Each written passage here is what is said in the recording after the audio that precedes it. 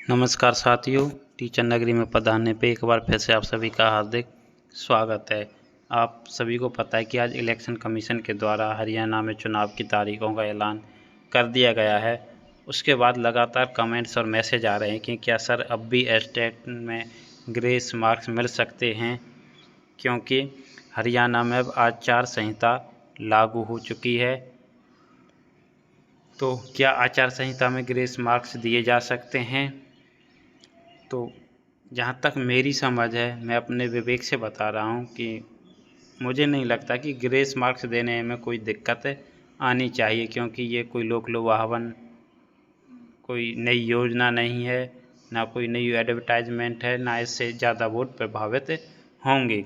ये मुद्दा पिछले काफ़ी समय से चला आ रहा है, तो और ना ही इससे कोई आपकी सरकारी जॉब लगेगी, बल्कि मुझे लगता है कि और आपका अब काम आसान हो गया है, क्योंकि सरकार अब नई योजनाएं, नए ड्राफ्ट्स नहीं बना सकती। तो सरकार ऐसे तरीके ढूंढेगी छोटे मोटे, जिससे कि लोगों की समस्याएं कम की जा सकें।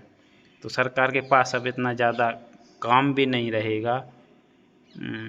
तो अब आपका काम मुझे लगता है कि और थोड़ा आसान हो गया है। यदि आप लोग थोड़ा सा और अच्छे से प्रयास करेंगे अब आपके काम बनने की जो संभावना है वो बहुत जल्द हो चुकी है।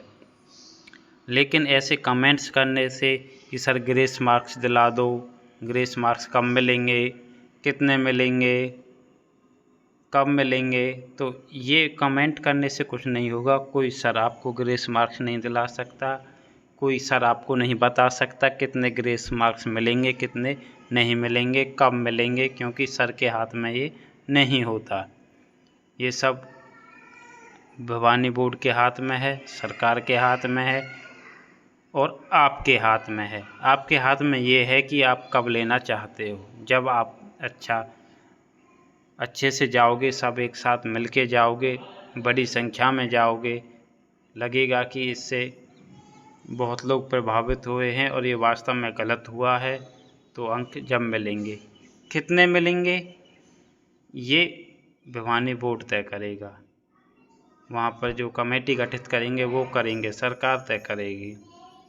और तो मुझे लगता है आपके मन में डाउट नहीं रहना चाहिए। यहाँ कमेंट करने से सर दिला दो, सर किसी सर के पास इतनी ताकत नहीं है कि वो खुद से दिला दें। आप लोगों के पास ताकत है, आप अपनी ताकत का इस्तेमाल कीजिए और ग्रेस मार्क्स प्राप्त कीजिए। अब मुझे लगता है आप सभी के डाउट क्लियर हो चुके होंगे। बाकी यहाँ ऐसे कमेंट करने की कब मिलेंगे, कैसे मिलेंगे, उसका कोई फ़ायदा नहीं है। आप लोगों को सब पता है। आप लोग घर से बाहर निकलिए, कमेंट करने से या घर बैठकर सरकार को उल्टा सीधा बोलने से नहीं मिलेंगे। आपको अपनी समस्याएं अधिकारियों से, मंत्रियों से बतानी पड़ेंगी और सबको जाना पड़ेगा। 10-20 लोग, 25 लोग जाते हैं, उनको लगता है कि बस यही लोग हैं, बाकी सब संतुष्ट हैं, सबको पेपर अच्छा लगा, ये लोग शायद पढ़े नहीं होंगे, ये चाहते हैं कि बिना पढ़े हमारा पास हो जाए, इसलिए ये लोग आ रहे हैं।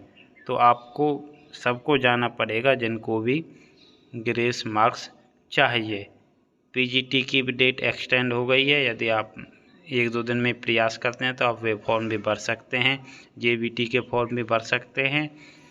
और मुझे लगता है कि जेबीटी की डेट अभी और एक्सटेंड हो सकती है, क्योंकि अभी पेपर की जो डेट उन्होंने दी है जिस तरीके से, और मुझे नहीं लगता कि पेपर उस समय पे भी हो पाएगा।